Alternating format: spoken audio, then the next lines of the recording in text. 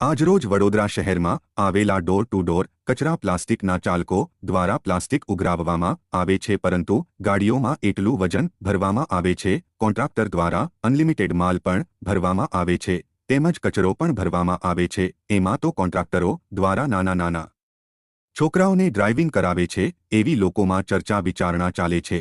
તેમજ અટલ બ્રિજ પર માલ સામાન ભરીને ગાડી જોવા મળી રહી છે અને એટલી ફાસ્ટ ગાડી ચલાવવામાં આવે છે કે અકસ્માત થાય તો જવાબદાર કોણ તેવી લોકોમાં ચર્ચા વિચારણા ચાલી રહી છે।